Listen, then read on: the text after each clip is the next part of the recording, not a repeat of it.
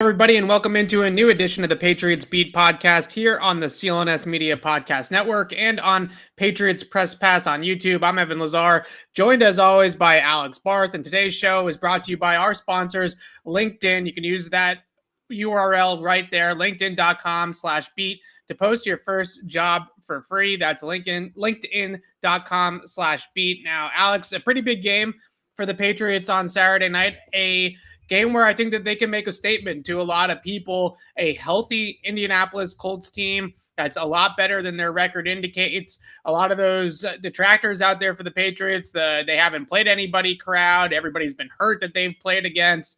Well, this is a legitimate opponent on the road in Indianapolis that the Patriots can go out and head and make a statement here on Saturday night. Yeah, I don't know about that. I mean, I agree in that it's a big win and that they can make a statement. But remember, they hadn't beat anybody, and then if they beat the Chargers, that will be a real win, and then that's been forgotten. And then if they beat the Browns, that'll be a big win, and then that one was forgotten. And then the Bills were the biggest game of the year, and that was going to tell us everything. And now that wasn't good enough. So I don't know how much more they have to prove. I still think the Bills win, all things considered, is a bigger win than a potential Colts win would be. We have to see how the game goes. But no, this is a monumental game. This is a massive game. This is a team that they very likely could face in the playoffs. So I think we will learn a lot about the Patriots, about both teams, honestly, on Saturday. Big stakes. I want to get into some of the minutiae of the matchup here in a second, but last big picture topic to discuss here with this matchup, to me, do you feel this Colts team's as good as people are saying they are? Because I look at them on paper and I think that offensively they are a very well-balanced and extremely good running team, right? There's no doubt about that. And they can throw the ball well enough to at least make you respect that part of their game as well.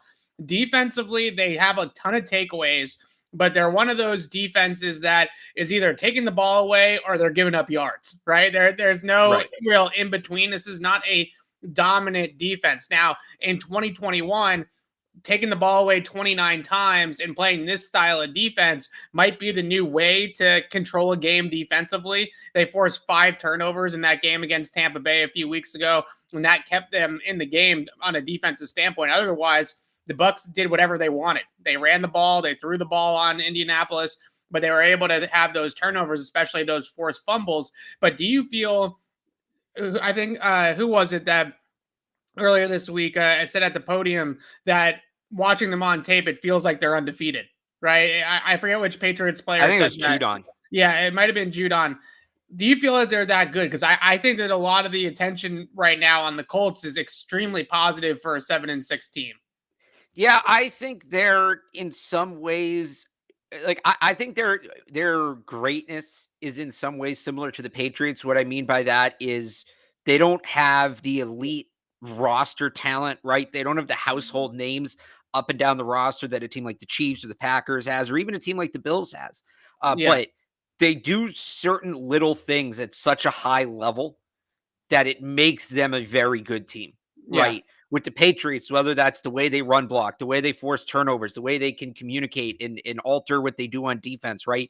They're little things that, aren't going to get gushed about on the Sunday morning TV shows, but they make a major difference. I kind of look at the Colts the same way, where I don't know that T.Y. Hilton isn't the player he once was. Like, they have Quentin Nelson, Darius Leonard, DeForest Buckner, Jonathan Taylor. Like, to me, those are their elite household players. They have 4 of them. But they just have so many other guys who do the little things so well that it kind of puts them above. It makes them a better team than you would think they are just quickly glancing at their roster.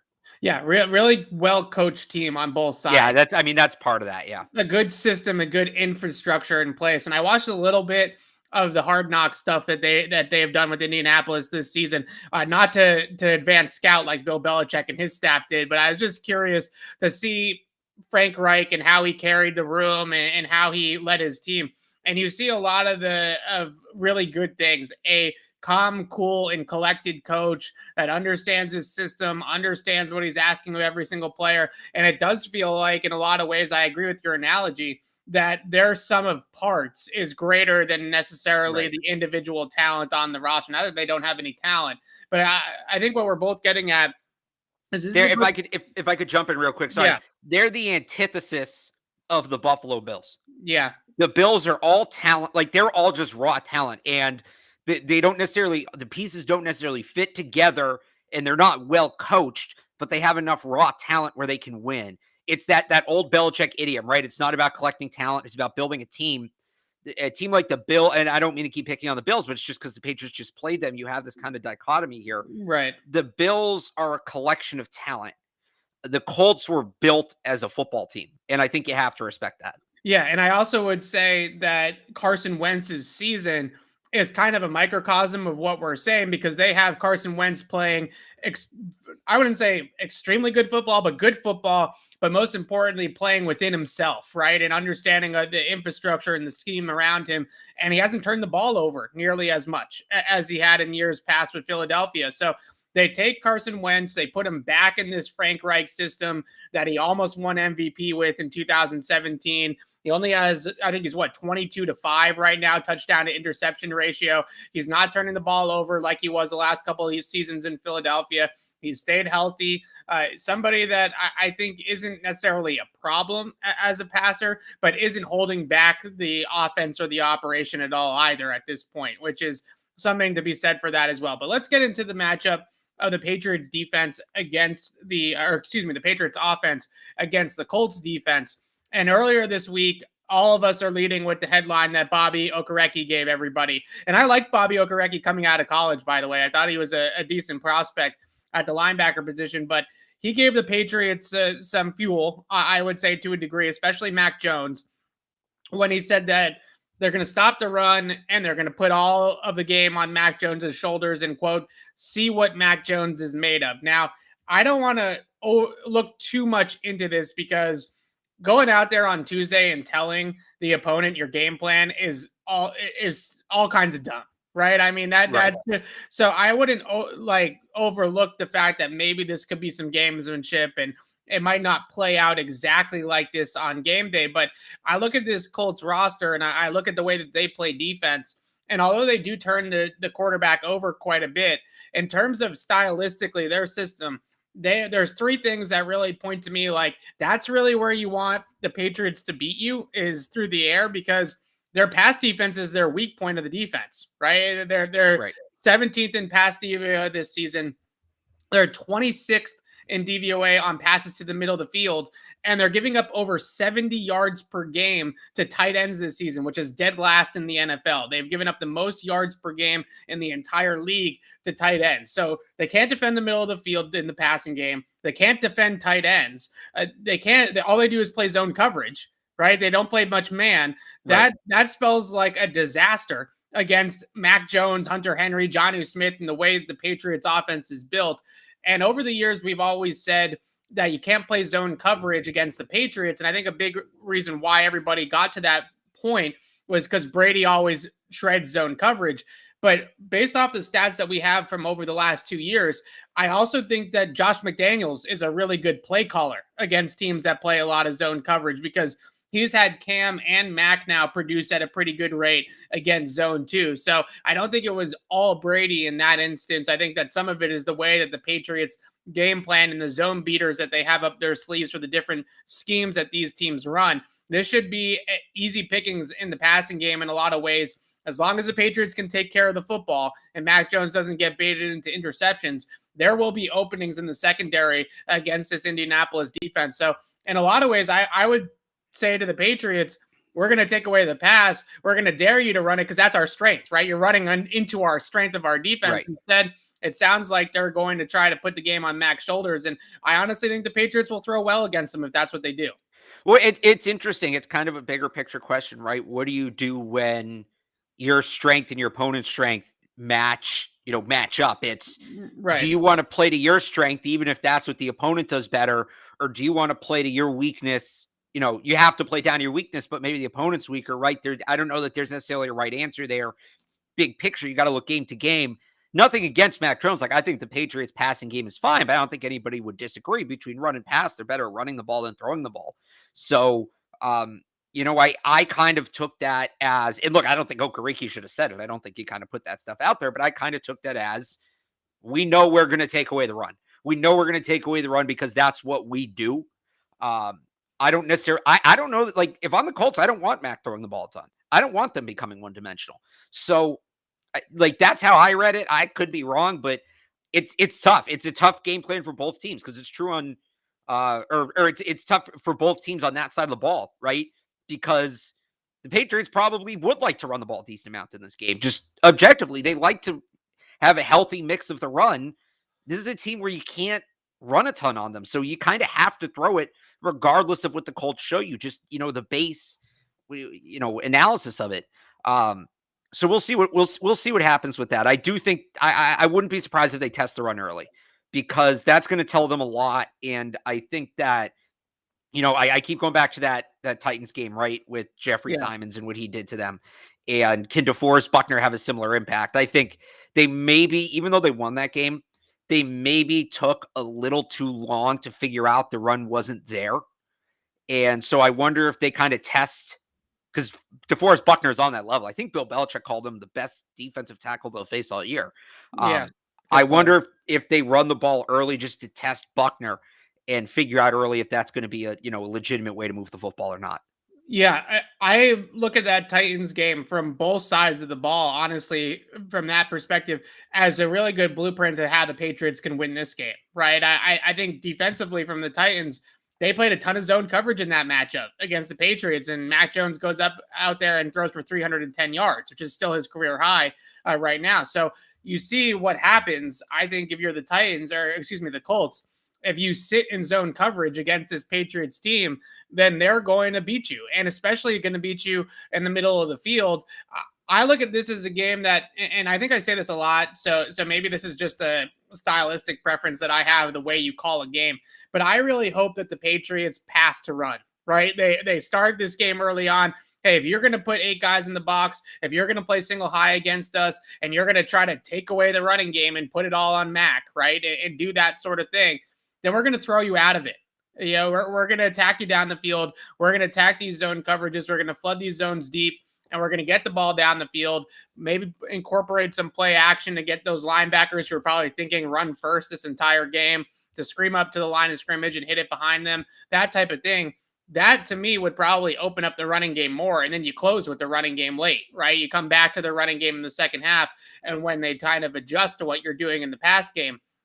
So when I look at this from a Colts perspective, and it was surprising to hear Okereke say it, just because why say that, right? Why put that out there? Why poke the bear, and why put your game plan out there publicly?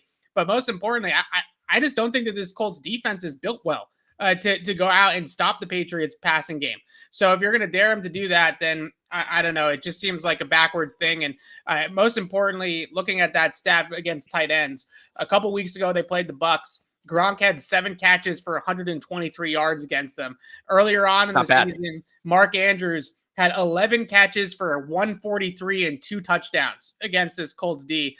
They play a ton of zone, like I said, but they play a lot of split safety zone as well. And the middle of the field is just begging for it. The seams, little sits in the voids of the zone coverage, things like that.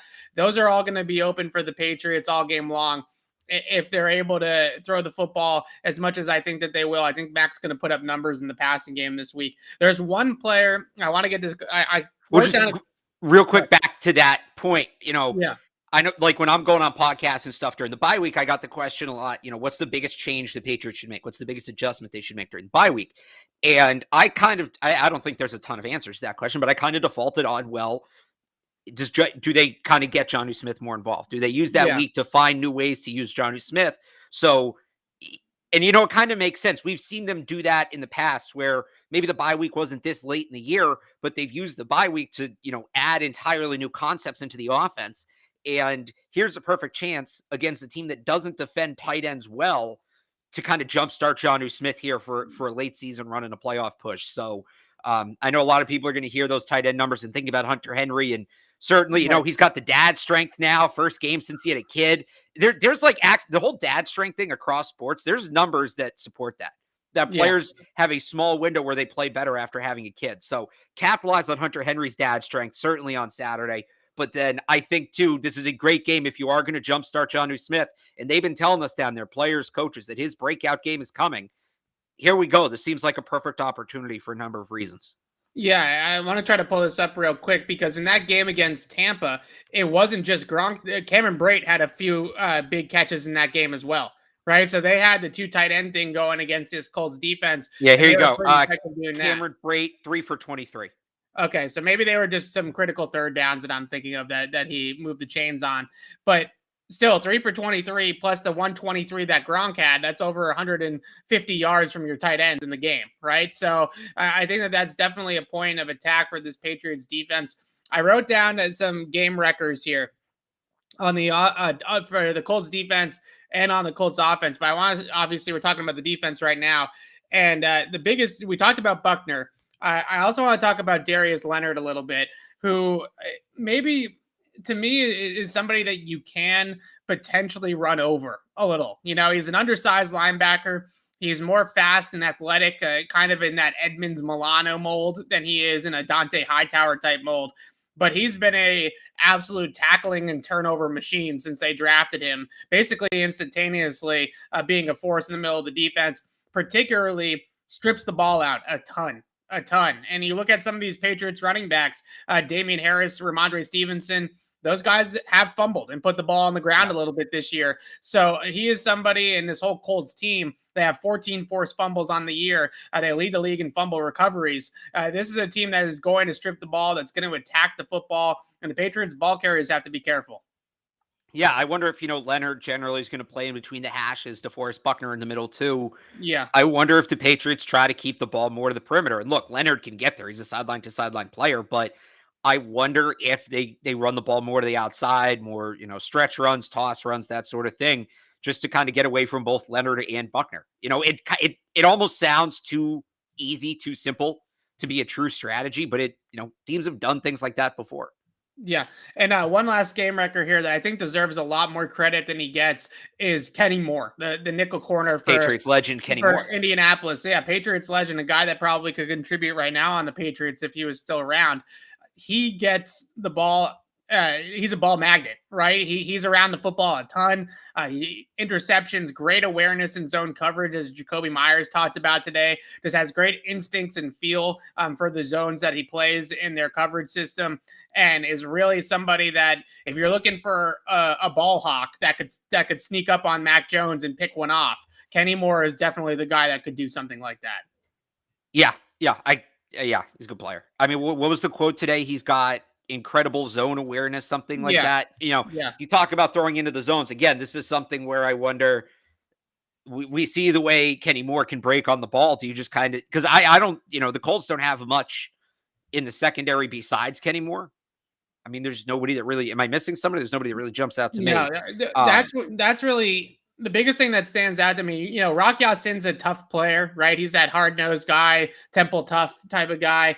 Xavier Rhodes, obviously long, but has some speed issues with them. This is not a star-studded secondary. Right. It's so you really can just, most of their talent is in the front seven on the defensive line.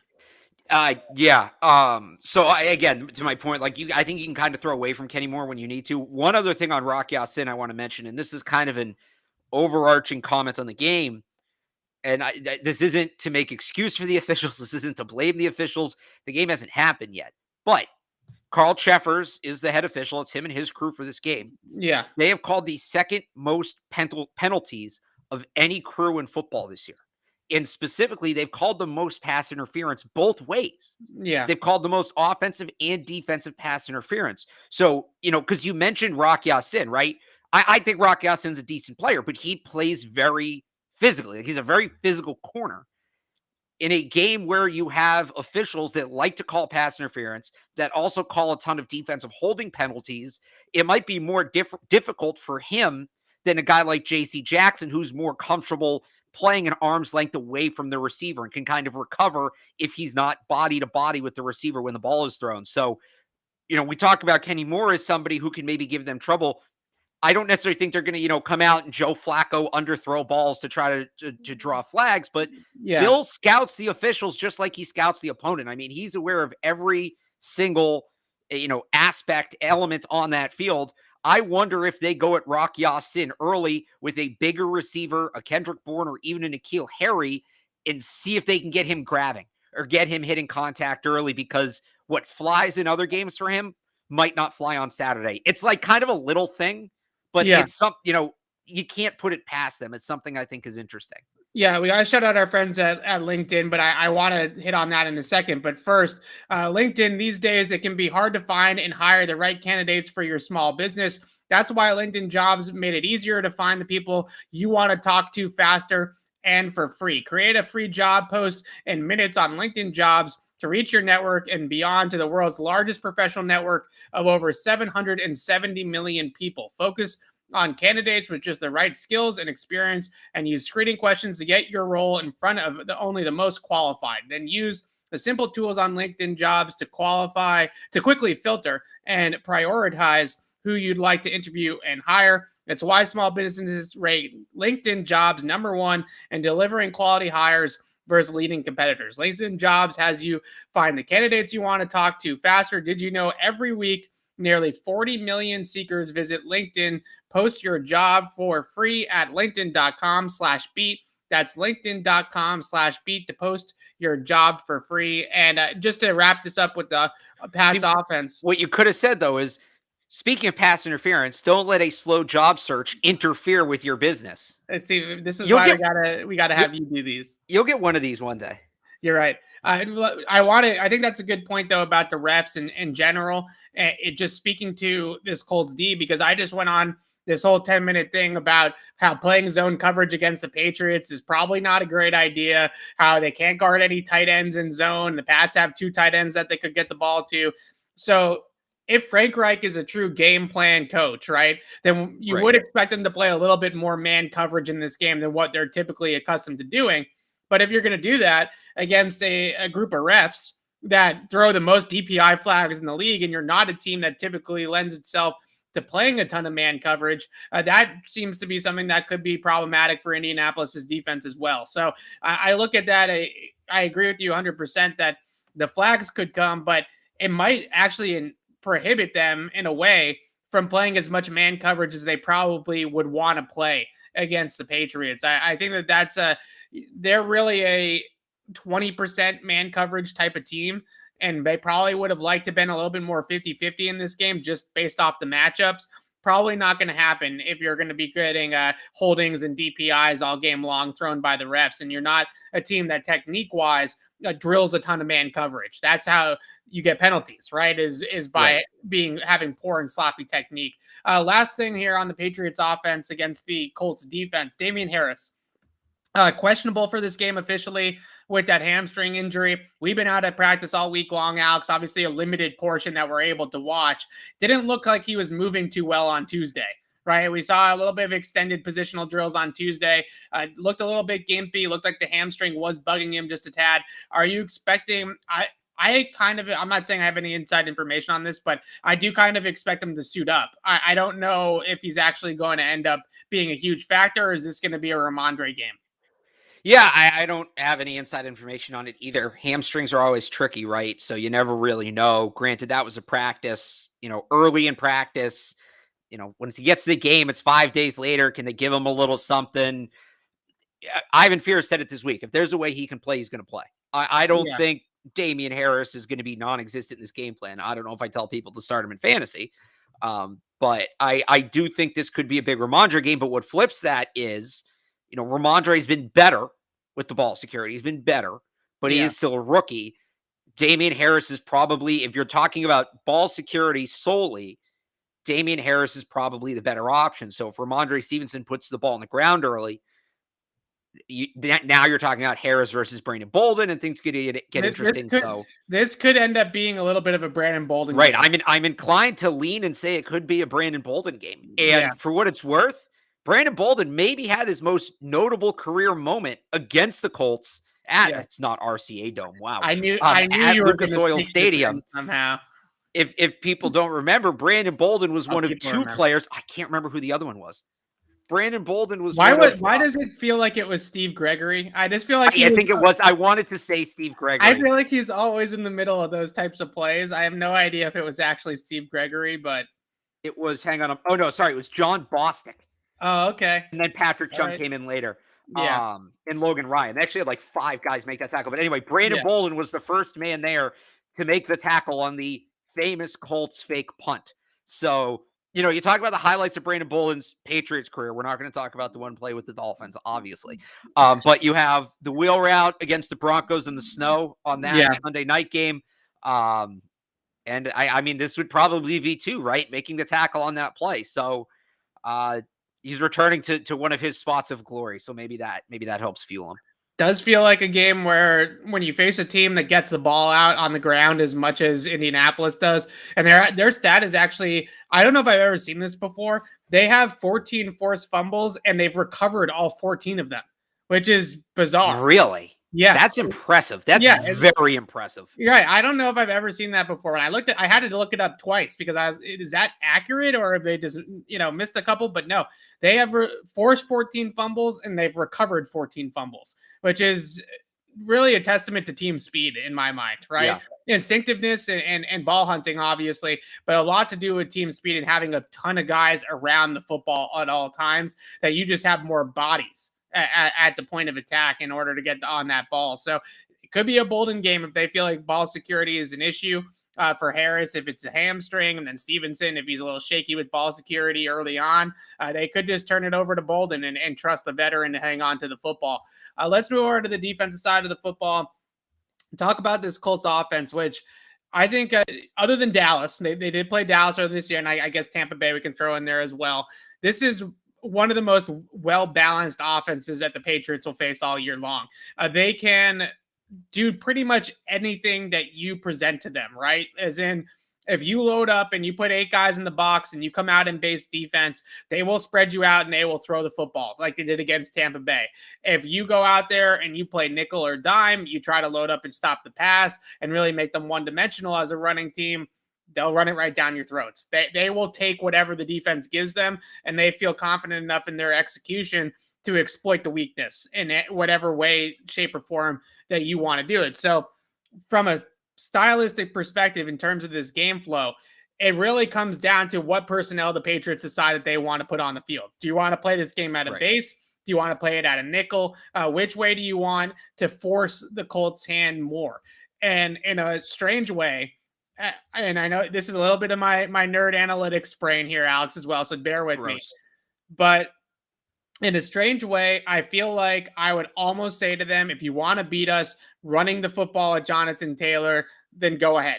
Similarly, we mentioned the Titans game earlier, right? And I look at this in a lot of the same way, that if the Titans ran for 270 yards against the Patriots and only scored 13 points. So if you can go into this game like that, maybe you give up a ton on the ground, but you only give up 100 yards through the air.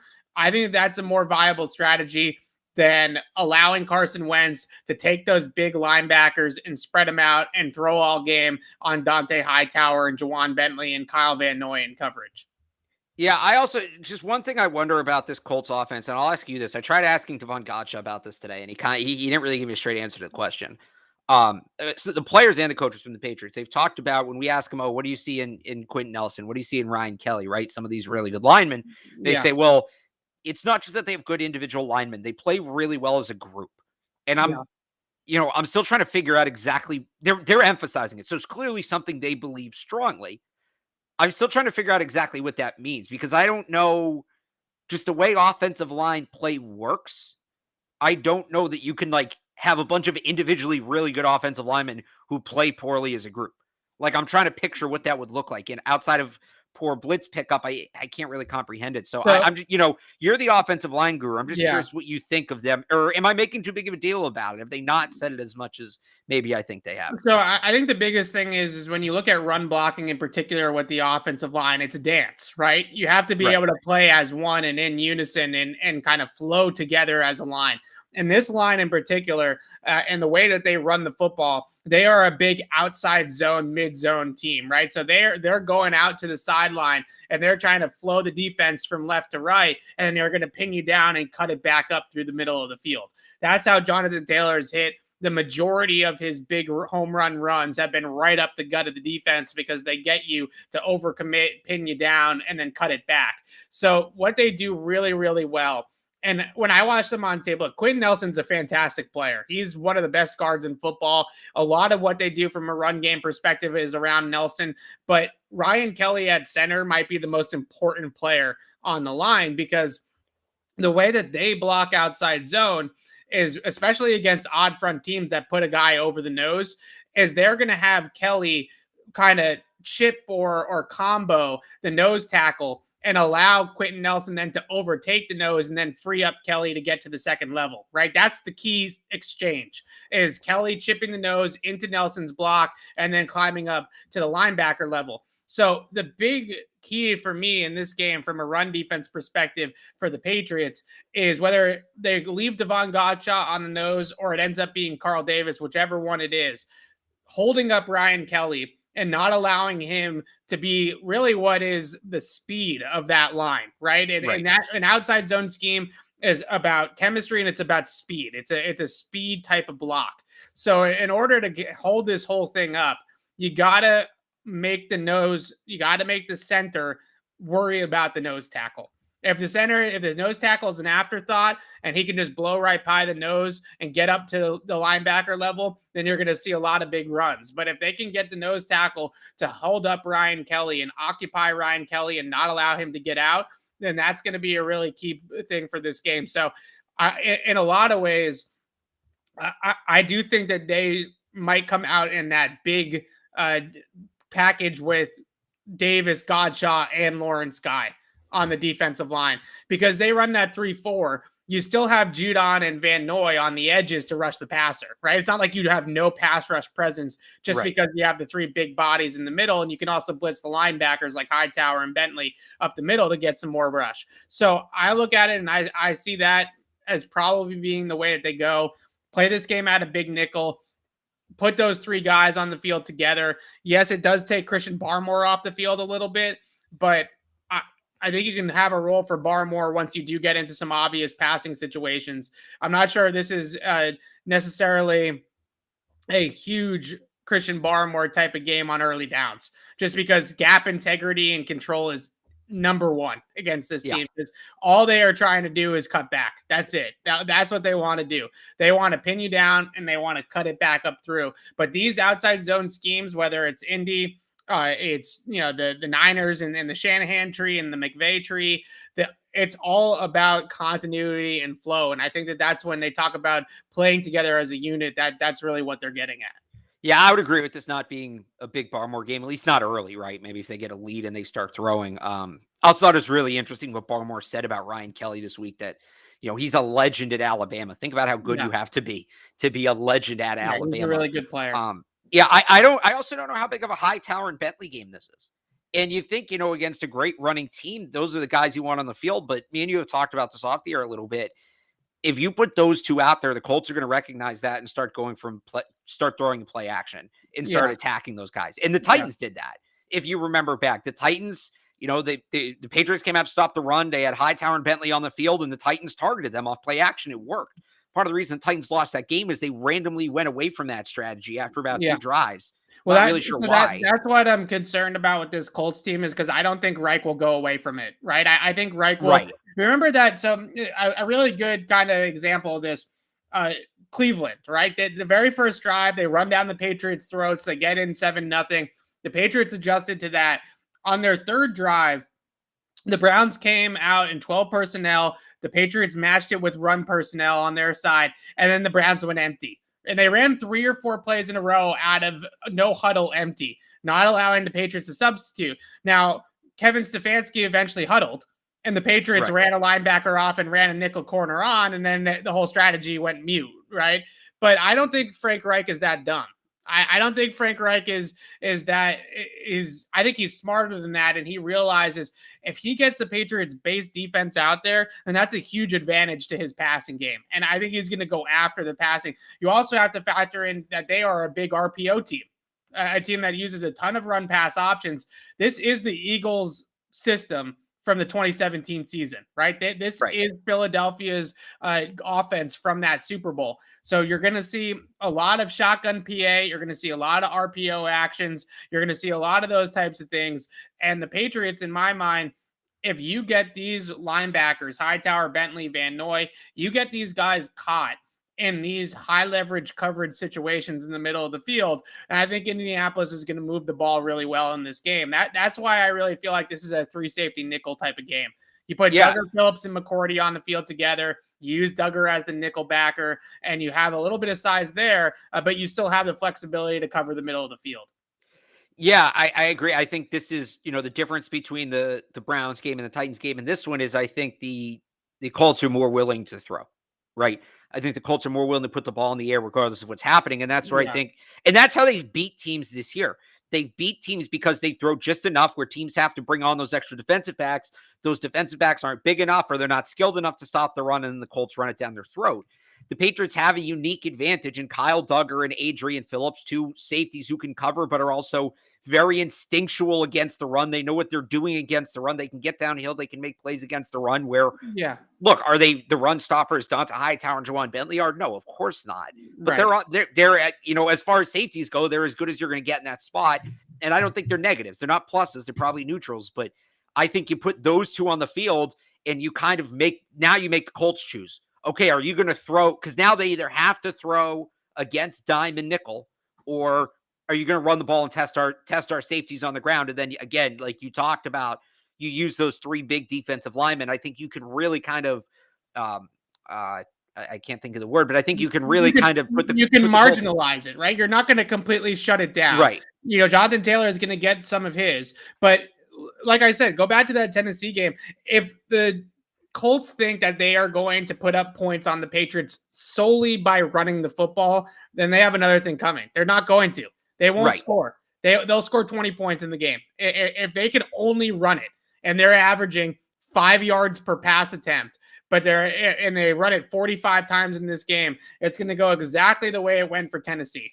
And that's the big thing to me in this game, is that if I'm the Patriots, I don't overreact to how good Jonathan Taylor and the Colts run game has been, because I think that's really feeding into the matchup for Frank Reich. And you put too many linebackers on the field, and I think that's when he's going to start to get you. And that's exactly what happened with Tampa Bay. They opened the game in base, and they have more athletic linebackers than you do, by the way, right? Levante David and Devin White. And they opened the game in base. They stopped the run effectively in the first half out of base, but they got absolutely shredded through the air. Carson Wentz threw for 300 yards and 3 touchdowns in that game. And as the game wore on, the Bucs had no choice but to go to nickel, because they're getting thrown on left and right out of base. Once they go into nickel, Jonathan Taylor averaged over 7 yards per carry against their 5 DB package. Right. So you have to play that sort of cat and mouse game. And I wanted to read off this one last stat here. I got to go ahead and find it. So I think you kind of alluded to this, Alex, when we were talking about this week down at Gillette. The Patriots this season in expected points added, the 3rd best team in the league defending the run out of nickel. They are a very, very good nickel run defense. And a big reason why is because they play a lot of that 3 safety nickel. They don't play a lot of true 3-corner nickel. So you have the 2 safeties, Duggar and Phillips, in the box that are essentially, undersized linebackers. A lot of these teams, like Duggar's the same size as Matt Milano, right? He's literally the same size, so a lot of these teams are playing linebackers and they're wearing linebacker numbers. If Duggar played for the Bills, he might be wearing a linebacker number and not a safety number. He just happens to be wearing a safety number with the Pats. So they're very, very good nickel run defense. They're not a very good base pass defense. So if you ask me, big nickel game through and through here for the Patriots. The one other thing I wanted to hit on here before we talk about this Jag stuff here at the end, I wrote down game records for the defense, right? Buckner and Leonard and Moore. Yeah. Offensively, the game record to me is Nyheim Hines. It's not Jonathan Taylor. Nyheim Hines seems like a really difficult guy to match up for the Patriots. They use him at a bunch of different alignments. They run a lot of 2-back with the Taylor and Hines as well, where Hines will line up in kind of like a tight end alignment sometimes, then he'll line up in the backfield, then he'll line up out wide or out of the slot. He is a wide receiver and an explosive playmaker. And one of the biggest reasons why I wouldn't put base out there is because they'll put Hines out there against Hightower and Bentley, and they'll get those guys matched up on Hines. And that is a bad news bears for the Patriots if that happens, right? So he's the one guy when I look at this Colts passing game. I don't think a lot of these Colts receivers scare me all that much. Like if you tell me that Michael Pittman's going to get one on JC Jackson, then so be it. Like I don't really see that happening too often. Jack Doyle is a decent tight end, but the Patriots have done a great job defending tight ends all year long. And he's not Travis Kelce or George Kittle or Mark Andrews or Gronk, right? He's kind of in that second or third wave of tight end type of players. But Hines feels like the guy that is a little bit of a wild card in this game in terms of how exactly they're going to plan for him. Yeah, I would. I mean, he's kind of that tricky quick back. We talk about the, compared to the Eagles offense of 2017. Why can't I think of the running back who caught the touchdown? That wasn't a touchdown. Corey Clement. Right. He's kind of the Corey Clement, right, yes. of this offense. So that's, again, to make that comparison, these kind of backs have given the Patriots troubles, fits, especially in this offensive scheme. And he's particularly good at his role. So he stands out. Can I give you two more and then we'll get on to the other stuff? Yeah. So just to go back when you're talking about, the Colts can't just run the ball down the field and expect to score enough. Something else to watch here. Colts have one of the worst red zone offenses in terms of scoring touchdowns in the NFL, 57%. That ranks 22nd. Patriots have the best red zone defense in football, not just, in terms of keeping points off the board altogether. Turn over a lot too. Right? Yeah, they get a lot of turnovers in the red zone. So I think for the Colts, you're going to have to score from outside the 20 to win this game. And Jonathan Taylor can certainly do that. He's a home run hitter, but if the Patriots get ahead, you don't necessarily have enough tries to manufacture that home run carry as you might otherwise. So I think that kind of goes to your point of, is a 30-35 carry game for Jonathan Taylor a legitimate way the Colts can win this game?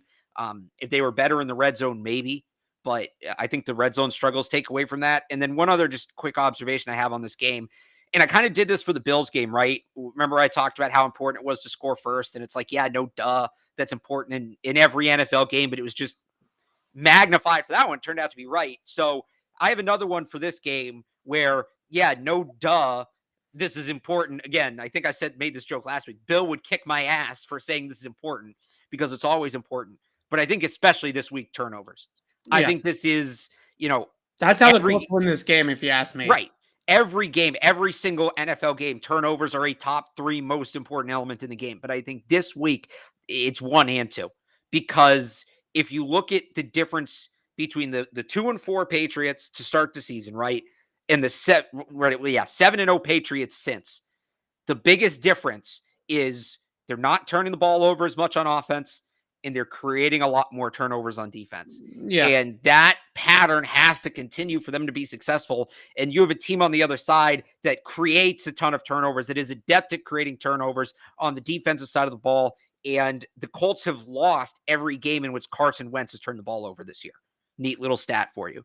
Not that the offense has turned the ball over, but when it's Carson Wentz turning the ball over, they've lost every single one of those games. So to me, this entire game, I don't know if you can bet these kind of things in Vegas, but if you can bet whoever wins the turnover margin wins the game, I would bet a sizable amount of money on that, because that feels like, that's the way this game is going to go. Again, important every week. I know I'm not breaking any ground here, but I think the turnover battle in this game is even more so than average. Absolutely massive. Yeah, I think the first point that you made hammered home my point, so I appreciate that, because that is really the game, right? Well, because I was trying to get it in, and then you switched to something, but it's the same idea. That's really the game. Is you can get run on between the 20s by Jonathan Taylor. You just can't let him house it, right? You just can't let him take it out from 40 yards. If you don't let him take it in from 40 yards out, and you force them to execute down in the red area, and you can keep them off the scoreboard that way, then that's the game right there. And I think that in a lot of ways, that's exactly how the Titans game went, right? The Titans ran for 270 yards against them, but their big runs happened in the middle of the field, right? And one of them ended in a fumble. So that was a big part of that game as well. Now, the Colts might not fumble at the end of the run like Dante Foreman did, but even that run, a couple of the other runs, those didn't go for touchdowns. The Patriots were able to tackle the guy at the inside the field of the 20s, in between the 20s, and then force the Titans to execute down in the red area, and they couldn't do it. So that's a game right there for the Patriots. You might get run on a little bit, but just don't let them house it from 40 yards out. Force them to beat you inside the red area where your strength is. And I think the Patriots are gonna come out fine in this game defensively. I'm not too concerned unless they invest all of their resources in stopping the run and they open up the passing game for Carson Wentz that way. I'm not too concerned about Carson Wentz just sitting there and beating your nickel defense through the air. Right. I still don't think that he's on that level. And I don't think his weapons are on that level either, to be honest with you. Right. Yeah. All right. Should we hit on the Jags here and have some fun at Urban Meyer's expense? 1 o'clock this morning. The one time I go to bed early. The one time Alex goes to bed early. The Jaguars, I always go to bed early. The Jaguars decide to fire Urban Meyer after 13 games, a tumultuous 13 games, I think is putting it lightly, right? I mean, this really could have happened after he got the lap dance at the bar from the college girl in Columbus, right? They go 2-11. A lot of people probably get fired after a 2-14, 2-15 season anyways, regardless of all the other things that go on. He kicks his kicker in the leg during the preseason. He kicked his kicker in the leg. I think it was Aaron Wilson had the report earlier today that he told his assistant coaches that he had a better staff at Bowling Green than he does in Jacksonville. Who, by the way, Urban, you're the one that hired the staff in Jacksonville, right? You're the one that put the staff together. So you have pretty much everything under the sun goes wrong for the Jacksonville Jaguars and Urban Meyer. They fire him in the middle of the night. They ruin Trevor Lawrence's first year in the league. Trevor Lawrence is getting up there at the podium in press conferences, and he's being the voice of reason and the guy that has any sort of, respect at all, right? And saying, we got to play our best players. We got to get the stench out of Jacksonville. He's saying all the right things. Meanwhile, his coach is a degenerate. So no more Urban Meyer in Jacksonville. Why don't you hit on that first, and then we'll get into the next domino here.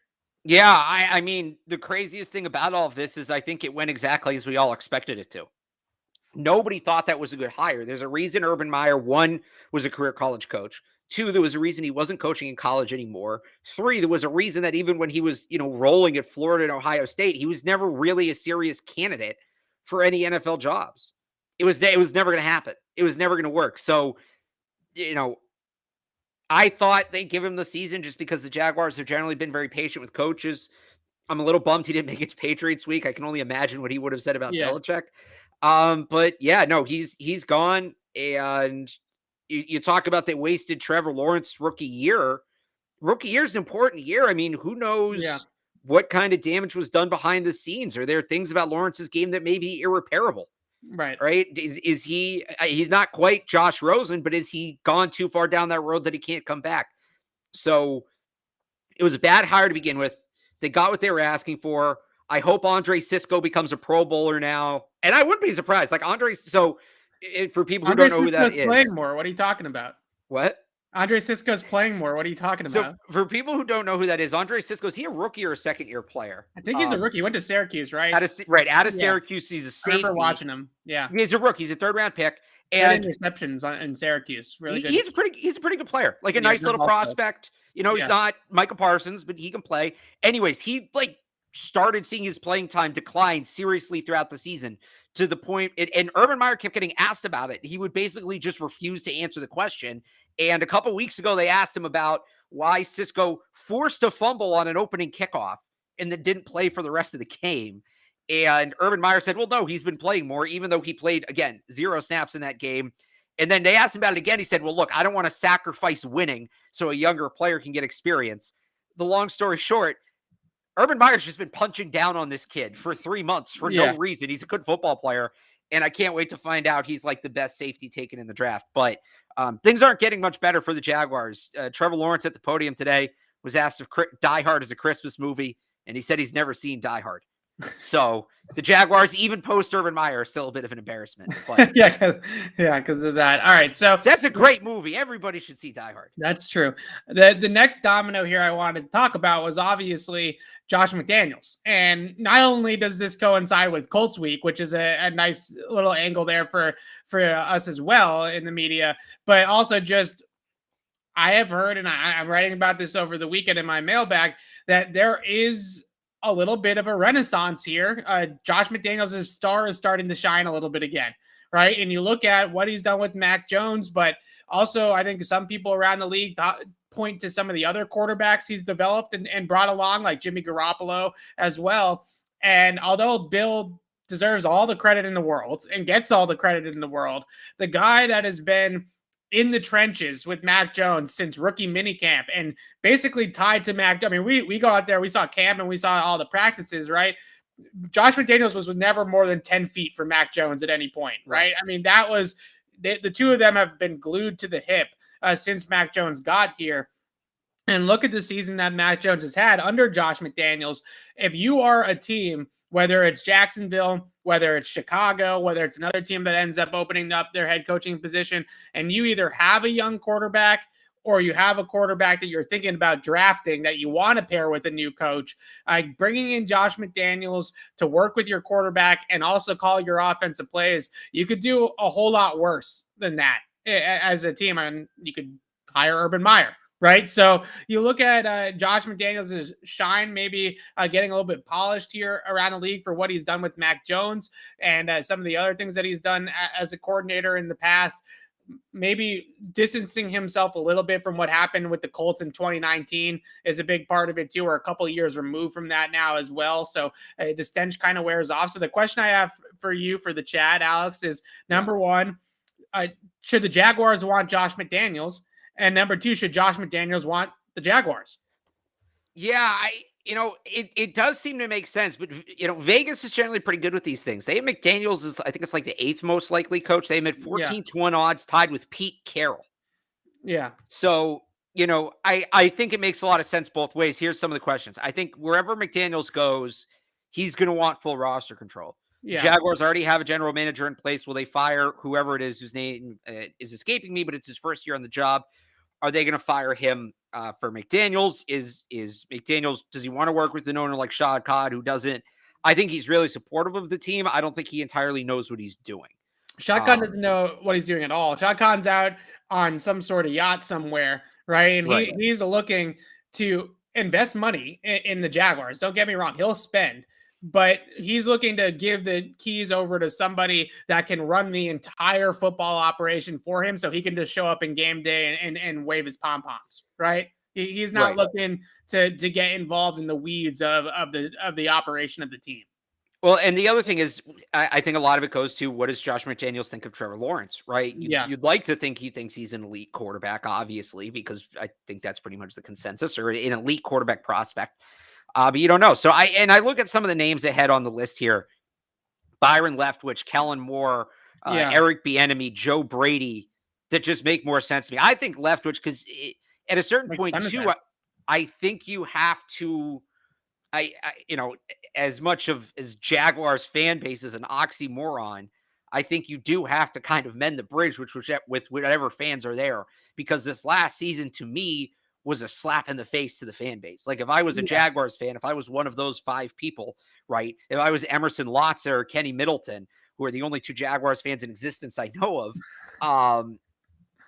how do you not, how are you not upset with the organization after all of that? Yeah. Because you basically got, this was supposed to be this magical year where you brought in Trevor Lawrence and you were totally hitting the reset and you were going to recover from that stumble after the 17 AFC Championship.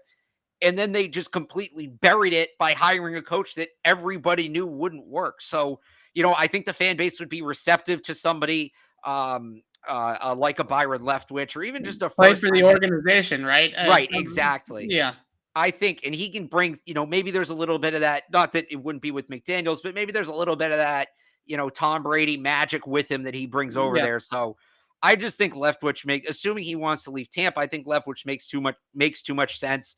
And for McDaniels, it's probably as good of a chance as he'll get. But if he truly does want to be a head coach long-term, right, if that truly is his end goal beyond, just being the de facto heir apparent to Belichick in New England, he's got one more chance. Yeah. He only has one more chance to prove it. And if he doesn't think Jacksonville's where he can make it happen, he's not going to go. Yeah, the biggest factor for McDaniels that he's outwardly on the record saying this is in 2019, his family didn't want to go to Indianapolis. It was pretty much that simple, right? His wife, his kids, they've planted a ton of roots here in the New England area. They've been here for over 20 years. He didn't want to take his family to Indy, and his family didn't want to go to Indy. They just had no desire. Now, Jacksonville, I've been there. It's warm. You can give it that, right? Not exactly the nicest place in the world, but it's very warm. Maybe. Hey, Mac Jones is from there. You think Mac Jones like just Florida dumps a little bit more? I mean, Florida's nice. Like, don't get me wrong. There's got a lot of gators out there in Jacksonville, though. You got to be careful. No income tax, though. Do you think Josh McDaniels do you think Mac Jones would trash on his hometown to prevent Josh McDaniels from leaving? You don't want to go to Jacksonville. I lived in Jacksonville. There's nothing there. You don't want to go there, man. New England's great. I've been here for a year. I love it. Like, I don't know. It's an interesting dynamic. The other thing that I have heard, though, is that with Josh McDaniels in particular, there is a sentiment that he doesn't want to leave New England high and dry, right? If he doesn't feel like Mac Jones is well established enough in the system and in the league, and they don't feel like somebody on their current staff is ready to call the offensive plays yet, that I don't know if he will leave Bill Belichick with nothing. You know what I mean? Like no coordinator, no play caller, unless they feel like Nick Caley or Troy Brown or Mick Lombardi is ready to call plays. I don't know if he'll just ditch them, so to speak, without that. Now, maybe Bill convinces Bill O'Brien to leave Alabama to come back to New England for a few years, and they keep grooming those young guys, and eventually those guys can take over, and that they kind of use a transition coach or a bridge coach to fill the gap. But Mac is only 1 year into this thing. The Patriots don't have a guy on their staff. It's not like right now they have a Chad O'Shea, right? Who's been somebody that's obviously a candidate to call plays and be an offensive coordinator. I don't know if they necessarily have that coach currently yet on the staff that has emerged as that type of person for them. So I do think that there will be some weight put into the fact that McDaniels has started this thing with Mac. They've had a great rookie season together, and leaving in year 2 for Mac Jones and for the Patriots is putting the organization in a little bit of a tough spot. So maybe we're more discussing Josh McDaniels as a true legitimate option to leave in a year or two once Mac is a little bit more established in the NFL and is kind of that star quarterback in the league instead of just a promising rookie quarterback. So I think the other interesting thing, if we really want to blow this up, to keep an eye on is somebody mentioned Bill O'Brien in the chat, and I think you just mentioned him. That's an interesting one. Yeah. What happens with Steve Sarkisian at Texas? Right. Because Texas just had, and look, he just signed a 6-year, I think $40 million, something like that deal. So he wasn't getting fired after one season, but it was potentially the most disappointing season Texas has had in 20 plus years, right? You lose to Kansas at home. They weren't bowl eligible. They had that horrible loss in Red River. So the reason I bring this up, if people don't know, Steve Sarkisian was Mac's OC at Alabama. Yeah. And he left last year to take the Texas job. And he is sort of in that Belichick sphere. He's more on the Saban side of it, but he's in that, there's a branch on that tree. It's out there. It's on the edge, but there's a branch he's connected to that tree. So can I give you one other name? This is a name that I have long really, really hoped would eventually come here. Joe Brady? No. Okay. Chip Kelly. No. Chip Kelly somehow he leaves UCLA. Oh, of course you want Chip Kelly. Bill and Chip Kelly love each other. They have a mutual admiration society. That would be good too to me as the bridge coordinator. Why do you want? Can Mac run Chip Kelly's offense? Yeah, why not? It's a quick passing based offense, right? No, I mean, it's ground and pound / spread and get it out. You know what I mean? It's a tempo offense. Read option heavy. It's RPO heavy, I would say. I don't think you necessarily need to be true read option. I think that they could run it as RPO and it basically get to the same sort of stuff. I think that's just he ran the offense with Nick Foles. I think that's Nick Foles sneaky mobile. I think that's just asking for Marcus Mariota to get paid too much money to be the backup quarterback here. Steve Sarkisian's the interesting one for me. If things go south with Texas again, like let's say Josh McDaniels stays. Yeah. If things go south with Steve Sarkisian, go get Brian Hoyer. That's not a terrible idea either. It might need a year or two in between. It's not awful. Yeah. No. Nobody knows the system better than him. The question is, can he sequence together plays, right? Right. The other one is in Jacksonville. Please let them hire Dabo Swinney. Please. Like, because as much of a bad guy, as questionable as Urban Meyer is, both as an NFL coach and as a person, Dabo's right there, if not more so. Like, that would just be the ultimate, it didn't work, so we're going to try the exact same thing again. Please. And I'm surprised. I got to see if I still have those Vegas odds up. I don't think I do. Dabo is still bitching and moaning about college players being played. He doesn't want the college players to get paid. He did say he would quit like 5 years ago. He said he'd quit if they ever started paying college players. So we're still waiting on that, Dabo. He just lost Brett Venables to Oklahoma, who's the real mastermind of Clemson football, if you ask me. Yeah. And the ACC kind of sucks. He's not going to get to walk in to title games, to the college football playoff anymore just by winning the ACC. There's no good teams left. Look at what's happened to Florida State, right? BC's losing Kenny Pickett. Yeah. So if there was ever a time for Dabo to jump to the NFL, not that any NFL team should want him, but if there was any time for Dabo to look towards the NFL, this is it. And clearly the Jaguars are willing, and Shad Khan is willing to make that disastrous of a hire because they just did it. So it would be fun. It would be very fun. Dabo. Okay. All right. Well, that's been. And by no means am I saying Dabo to Jacksonville would work. It would be the exact same thing. He'd be gone within a year. There'd be all these bizarre stories about him treating people horribly. But I want to see that. It would be entertaining. I think that the Jaguars and Shad Khan need to make a real sharp decision here, right? Like a real astute decision. You got Trevor Lawrence. Even Andrew Luck, who retired because of the Indianapolis Colts incompetence for the most part, still had those 3 consecutive 11-win seasons, a trip to the AFC Championship game. They were even still able to put this thing together enough for Andrew Luck to succeed. So you got to do better if you're the Jacksonville Jaguars for poor Trevor Lawrence, who's still a very, very talented guy and all those types of things. And you got to hope it's not too late, first of all. Yeah, if I just from a McDaniels standpoint, I think the time is coming where he's going to start to get legitimate calls again to be a head coach. And I think that he's got some decisions to make, certainly. But at the same time, if I'm the Patriots, and I thought it was really interesting this morning, Andrew Callahan asked Belichick about replacing people in the organization that get poached by other teams, right? He specifically asked about front office guys. But I thought Belichick's answer about having an eye towards the future and knowing that that's a possibility with different guys in your organization was a really insightful answer. So, the Patriots have looked at it from an offensive coaching staff standpoint and say, Josh is good enough to be a head coach somewhere, right? He's good enough to be a head coach. Eventually somebody's going to come along and take him away. Who's next, right? Who's next in line for us? And I think that's going to be something the Patriots might have to address here soon. Also, really quickly, you mentioned Brent Venables going to Oklahoma. That is like a low-key amazing hire by Oklahoma. Yeah. That might have been the best hire of all of the carousel in college football was grabbing Brent Venables from Clemson to Oklahoma.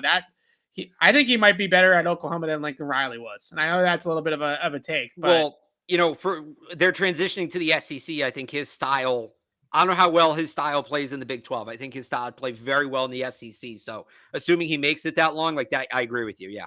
Yeah. Okay. So Alex and I will be back on the pod on, are we going to do Monday or Tuesday? Probably Monday. Quick Patriots breaking news too. Ronnie Perkins on IR. Yeah. It doesn't surprise me. Ronnie Perkins should have been on IR to start the season, probably. Red shirt. Yeah, redshirt year, as we knew. So Alex and I will be back on the podcast on Monday afternoon to recap this game against the Colts on Saturday. Weather permitting, the Boston area is supposed to get a ton of snow on Saturday. Hopefully I get out in time to be able to go to the game. So I'll be there on Saturday night, so you can check out all of our coverage on CLNSmedia.com and on Patriots Press Pass from Indy.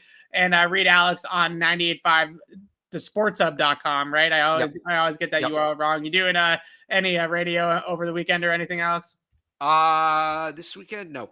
Not no that radio. Yet, anyway. That's disappointing. I might. I don't know. So they sometimes just call me day of. So they got to get you on Saturday. Come on. I mean, just keep it to 98.5 the Sports Hub. There you go. Keep it to 98.5 the Sports Hub. Alex and I will be back on Patriots Beat on Monday to recap Patriots-Colts, and then it's on to Buffalo again. Yeah, get the rematch with the Bills. That's going to be a ton of fun. So we'll have you covered all next week. The recap show on Monday. Later in the week, we will preview the rematch against the Buffalo Bills at Gillette Stadium in Foxborough a week from Sunday. That game is staying at 1 o'clock. So a 1 o'clock AFC East showdown. The Patriots could be a hat and t-shirt game for the Patriots if they take care of business in Indy on Saturday. The Patriots could clinch the AFC East on the following Sunday against Buffalo. There are some crazy playoff clinching scenarios of the Patriots. 16 of them. The Patriots could technically clinch a playoff spot, not the AFC East, but clinch a playoff spot on Saturday if a bunch of different things happen over the weekend and the Patriots beat the Colts. But really the game that could put the Patriots in a really good spot is obviously if they win both matchups in season against Buffalo. Regardless of what happens this week, they can clinch the division next week. Even if the Bills win and the Patriots lose this week, they can still clinch the division next week. Also, really, really quickly, I know we're going over here. Chiefs Chargers tonight, Thursday Night Football. Sneaky good game. Really good game. The Chargers have given the Chiefs some problems. It's a bad matchup for the Chiefs, just from a schematic standpoint. I'm really going to be interested to see how this game looks for Kansas City. They have beaten up, and I know the people use this against the Patriots too, but a lot of these points that the Chiefs have scored over the last month or so, both of those games that they scored 40 plus were against the Raiders, right? So let's see if they can do it against a defense that's not the Raiders and the Los Angeles Chargers here tonight. And obviously, if the Chiefs drop another game to the Chargers, then that is one less 4-loss team in the AFC for the Patriots. And the Patriots might have messed around with a 2-4 start and might be the number one seed in the conference. We're getting down to it. Obviously, there's a long way to go still, but if the Chargers can upset the Chiefs and the Patriots can get some help with Tennessee, this is really starting to become a true reality. It's kind of crazy. Yeah. I have one more. Anyway, let's wrap it up. We can talk about it on Monday. But until then, signing off for Alex Barth, I'm Evan Lazar. We'll see you guys Monday and enjoy the game on Saturday night.